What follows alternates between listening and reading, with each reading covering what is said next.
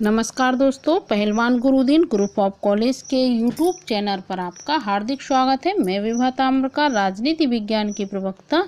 यदि आपने अभी तक हमारा चैनल सब्सक्राइब ना किया हो तो प्लीज़ सब्सक्राइब, लाइक, शेयर जरूर करें और बेल आइकन बटन अवश्य दबाएं, जिससे हमारी सारी नोटिफिकेशन आपके पास सबसे पहले पहुंचे। आइए दोस्तों, आज हम पढ़ाते हैं लोक कल्याणकारी राज्य के कार्य। लोक कल्याणकारी राज्य के कौन कौन से कार्य होते हैं। जैसे परंपरागत विचारधारा राज्य के कार्यों को दो वर्गों में विभाजित करने की रही है हमेशा, अनिवार्य कार्य तथा ऐच्छिक कार्य। और यह माना जाता रहा है कि अनिवार्य कार्य तो राज्य के अपने अस्तित्व को बनाए रखने के लिए किए जाने जरूरी हैं, किंतु ऐच्छिक कार्य राज्य की जनता के हित में होते हुए भी राज्य के द्वारा किया जाना तत्कालीन समय की विशेष परिस्थितियों और शासन के दृष्टिकोण पर निर्भर करता है।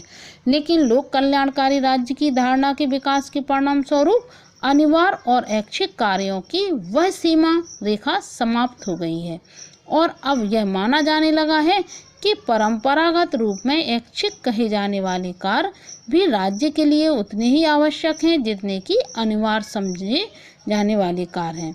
लोक कल्याणकारी राज्य के बहुत कार्य हैं जो इस प्रकार हैं। जैसे आंतरिक सुव्यवस्था तथा विदेशी आक्रमण से रक्षा। लोक कल्याणकारी राज्य का यह प्रमुख कर्तव्य है कि वह आंतरिक सुरक्षा तथा विदेशी आक्रमण से रक्षा करें। एक राज्य जब तक विदेशी आक्रमण से अपनी भूमि और सम्मान की रक्षा करने की क्षमता नहीं रखता है और आंतरिक शांति और व्यवस्था स्थापित रखते हुए व्यक्तियों को जीवन की सुरक्षा का आश्वासन नहीं देता है, उस समय तक वह राज्य कहलाने का ही अधिकारी नहीं है। इस कार्य को संपन्न करने के लिए राज्य सेना और पुलिस रखता है। ऐसे कार्य आंतरिक रक्षा के लिए राज्य क्या करता है कि सेना रखता है, पुलिस रखता है, जिससे रक्षा अंदर हो सके देश की।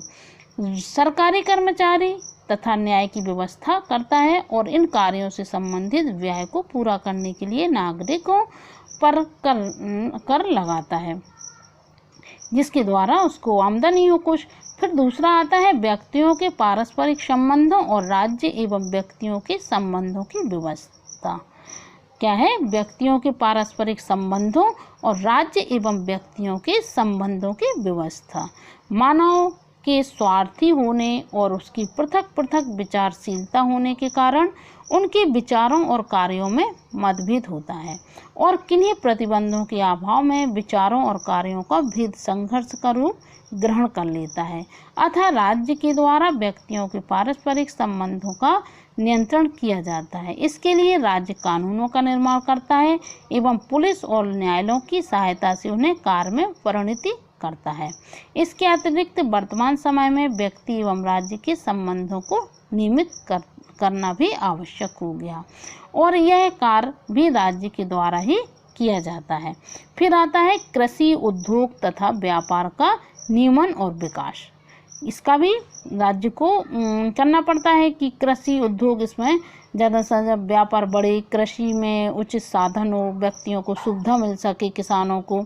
तो लोक कल्याणकारी राज्य के दायित्व एक ऐसे राज्य के द्वारा भी पूरे किए जा सकते हैं जो आर्थिक दृष्टि से पर्याप्त संपन्न हो।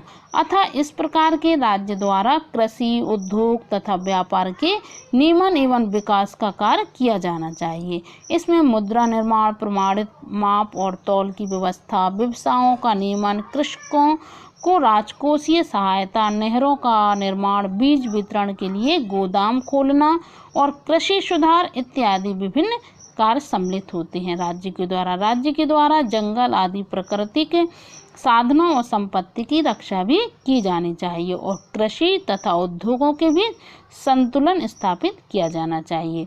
फिर आता है आर्थिक सुरक्षा संबंधी कार्य। इसमें लोक कल्याणकारी राज्य का एक अत्यंत महत्वपूर्ण कार्य आर्थिक सुरक्षा संबंधी होता है। इसमें होता है लोक कल्याणकारी राज्य के द्वारा आय की पूर्ण समानता स्थापित की जाती है, लेकिन जहां तक संभव हो व्यक्तियों की आय के न्यूनतम स्तर में अधिक अंतर नहीं होना चाहिए। इस सीमा तक आय की समानता को स्थापित की जानी चाहिए कि कोई भी व्यक्ति अपने धन के आधार पर दूसरे का शोषण ना करे। जनता के जीवन स्तर को ऊंचा उठाना भी लोक कल्याणकारी राज्य का कार्य होता है। लोक कल्याणकारी राज्य के द्वारा नागरिकों को न्यूनतम जीवन स्तर की गारंटी दी जानी चाहिए। ऐसी व्यवस्था की जानी चाहिए कि नागरिकों को अपने आपको स्वस्थ बनाए रखने के लिए पर्याप्त भोजन, वस्तु, निवास, शिक्षा और स्वास्थ्य की सामान्य सुविधाएं अवश्य प्राप्त हों। इसके साथ ही राज्य के द्वारा नागरिकों के जीवन स्तर को उत्तरोत्तर ऊंचा उठाने का प्रयत्न भी किया जाना चाहिए। शिक्षा और स्वास्थ्य संबंधी कार्य भी लोक कल्याणकारी राज्य के अंतर्गत आते हैं। लोक कल्याणकारी राज्य का उद्देश्य व्यक्तियों के लिए उन सभी सुविधाओं की व्यवस्था करना है जो उनके व्यक्तित्व के विकास हेतु सहायता और आवश्यक हैं। इस दृष्टि से शिक्षा और स्वास्थ्य की सुविधा का विशेष उल्लेखन किया जाना चाहिए। इस प्रकार का राज्य शिक्षण संस्थाओं की स्थापना करता है और एक निश्चित स्तर तक शिक्षा को अनिवार्य तथा निःशुल्क किया जाता है। फिर आता है सार्वजनिक सुविधा संबंधी कार्य। तो लोक कल्याणकारी राज्य के द्वारा परिवहन, संचार साधन, रेडियो, सिंचाई के साधन, बैंक, विद्युत, कृषि के वैज्ञानिक साधनों आदि की व्यवस्था से संबंधित सार्वजनिक सुविधा के कार्य किए जाने चाहिए।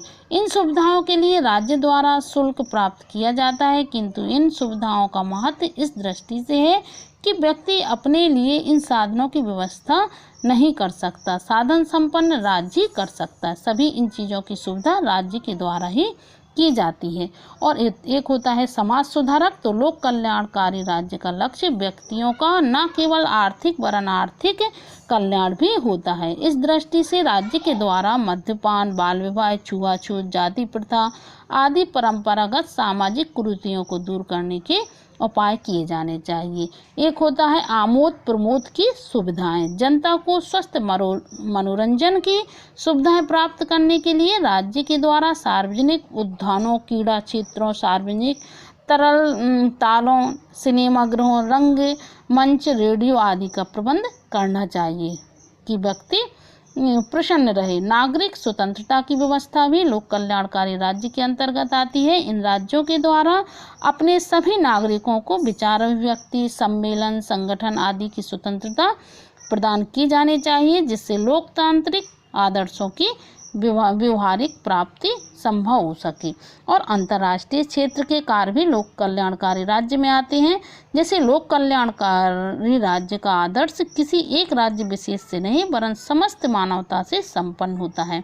अतः लोक कल्याणकारी राज्य द्वारा अंतर्राष्ट्रीय क्षेत्र के अंतर्गत युद्ध की ही नहीं वरन अधिकाधिक राज्यों के साथ सद्भावना और सहयोग का मार्ग अपनाना चाहिए। अपने अस्तित्व और सीमाओं या सम्मान की रक्षा के लिए उनके द्वारा शक्ति का प्रयोग किया जा सकता है। तो ये लोक कल्याणकारी राज्य की विशेषता हुई। आशा करती हूँ दोस्तों ये भी आपको समझ में आई होगी। धन्यवाद।